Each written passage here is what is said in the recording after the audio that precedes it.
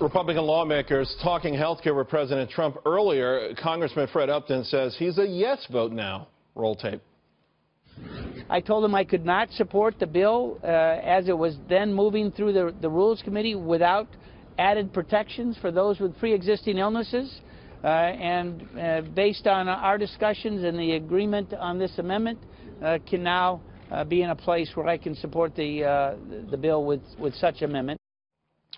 Joining us now, House Freedom Caucus member Jody Hice. Congressman, thank you for joining us. A pretty important press conference taking place right outside of the White House. Four of your colleagues on the fence, including a conservative, all now saying with the amendment, they would be a yes. Where does this put the Freedom Caucus? Yeah, that's great news. You know, at the end of the day, what we've all been looking for is to get this thing across the finish line and working together with our colleagues to be able to come to conclusions that we can all live with and be happy with. And I'm really grateful that we've been able to reach this conclusion. So in other words, do you believe now, as of this very moment, the White House will have the number of votes they need to pass this in Congress and take the next step? I do, absolutely. And we're excited to finally be at this point.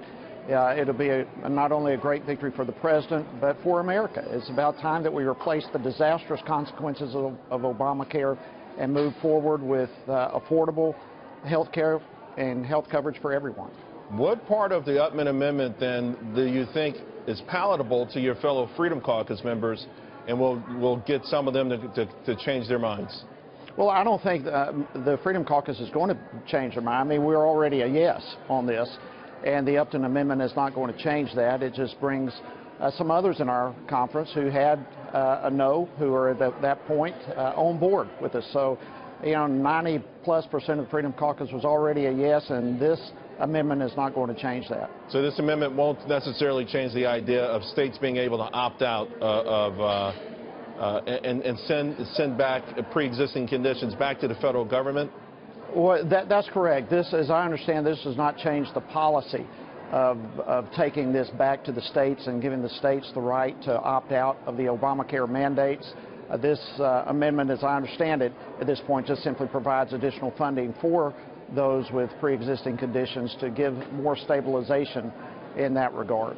Congressman, I also want to talk to you about the battle over the spending bill. Some Democrats claiming victory. What's the real story there? Because some conservatives weren't happy with this as well. Yeah, you know, whenever you get 1,600 pages, I mean, it's filled with good, bad, and ugly. And so, you know, there's some extent where either side can claim some victories, either side can claim defeats in this thing. And my issue personally is that the president's agenda is not adequately reflected in what the American people voted on in November, is not clearly spelled out in this, and that certainly raises concerns.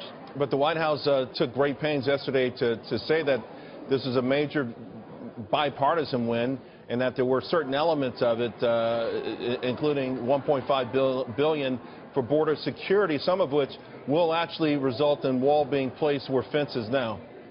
Yeah, and that's like I said, in a bill of this magnitude, there's always going to be some things that we can claim as victories. And, you know, I think the White House, and I can't speak for them, obviously, but they're ready to get this passed. Actually, the White House's first budget will come after this, so their first official budget will come in September. At this point, I think it's like, let's get this one behind us, let's move forward, and right in conjunction with that is health care being passed, so I think we're on the verge of accomplishing two big deals this week and then moving forward. Last one for you. FBI Director James Comey testifying before the Senate Judiciary Committee. Why don't you take a listen to what he had to say about the Hillary Clinton investigation? One of my junior lawyers said, should you consider that what you're about to do may help elect Donald Trump president? And I said, thank you for raising that. Not for a moment. Because down that path lies the death of the FBI as an independent institution in America. I can't consider for a second whose political fortunes will be affected in what way. We have to ask ourselves, what is the right thing to do, and then do that thing. Congressman, some feel that Comey's actions has led to the death of the FBI, certainly their reputation. What are your thoughts? Hey, that's the first I've heard that quote, and I think he's spot on. Listen, no one in America, no one is above the law. And whenever we come to the point that we are fearful to stand for that which is right or wrong because it might affect someone's political future, that leads us down a path of potential tyranny and who knows what else. So, listen, I think Director Comey has done the best that he can do with the information he's been given and with the investigative evidence that he was given. And I think it's a great statement what he just made, and I would agree with him. Representative Jody Hice, thank you very much. We appreciate your time. Thank you.